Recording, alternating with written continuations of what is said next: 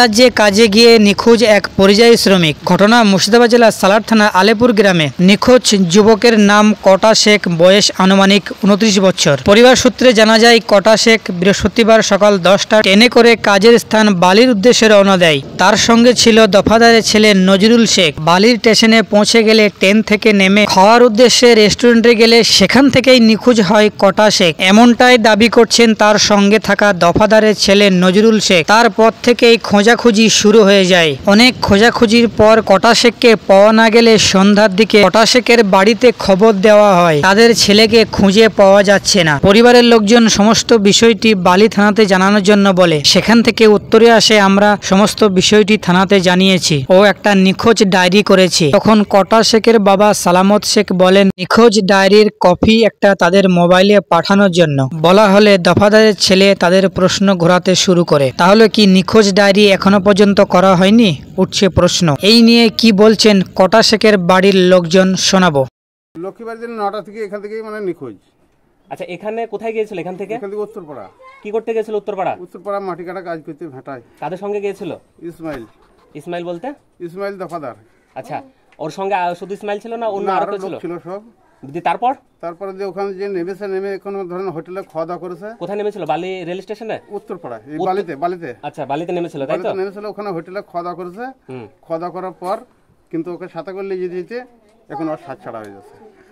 আচ্ছা, কখন আপনি জানতে পারলেন? আমি জানতে পেরেছি মোটামুটি ধরেন সন্ধ্যার দিকে। ওখান থেকে আপনাকে কে খবর দিয়েছিল? ওই দফাদারই খবর দিয়েছিল। আচ্ছা, তাহলে ওখানে মানে যাদের সঙ্গে আপনার ছেলে গিয়েছিল কাজের জন্য, তারা ওখানে স্থানীয় থানায় অভিযোগ দায়ের করেনি বা নিখোঁজ অভিযোগ? আমি বলেছিলাম অভিযোগ করছি, তারা বলেছে হ্যাঁ করেছি। তা আজ পর্যন্ত ধরুন অভিযোগ করেছি, কিন্তু কাগজ চেয়েছি আমি, কিন্তু কোনো কাগজ পাইনি, ডকুমেন্ট কিছু পাইনি। ওখানে থানায় গিয়েছিল, থানা কোনো কাগজপাতি দেয়নি। তাহলে আপনি কি মনে করছেন যে অভিযোগ করেনি এরকম? আমার সেটাই সন্দেহ আছে। কেন অভিযোগ না করার কারণটা কি? এবার তো কোনো ডকুমেন্ট তো কিছু দেয়নি। আচ্ছা, আপনি কে হচ্ছেন? আমি বাবা, ছেলের বাবা। কি নাম আপনার? আমার নাম সালামত। আর বাড়ি কোথায় আপনার? বাড়ি আলেপুর। কি চাইছেন আপনি এখন?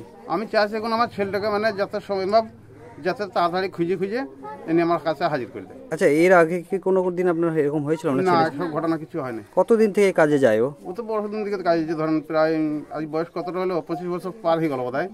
আচ্ছা, জানা যায় ওখানে এর আগেও কাজে গিয়েছিল? হ্যাঁ, আর আগেও কাজে গেছিল। তাহলে আজ হঠাৎ করে হারিয়ে যাওয়ার কারণটা কি হতে পারে, আপনি কি মনে করছেন? সেটাই তো আমি মনে আর কি করবো, ধরেন কেন যাই বেকার চাই কিছু হয়েছে, আমি দেখতে বাবা তার দেখুন সেটা বলছি, বেকার চাই কিছু হয়েছে, তাই সে কিন্তু সেটা খুলিয়ে যেন আমাকে জানাতে দেয়। ঠিক আছে। আমার দুটো ছেলে বাইরে আছে। তো যাদেরকে পাঠিয়েছেন তারাই কি বলতে চাইছে এখন? হাতে বেছে না তো। আচ্ছা, তাহলে আমি কি করব? তারা কি স্থানীয় ওখানকার থানাতে গিয়েছিল? বুঝে যায়নি।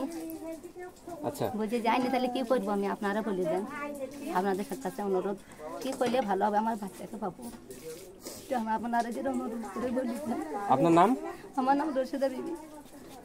আচ্ছা, আপনার ছেলে হারিয়ে যাওয়া ছেলের নাম কি? কটা।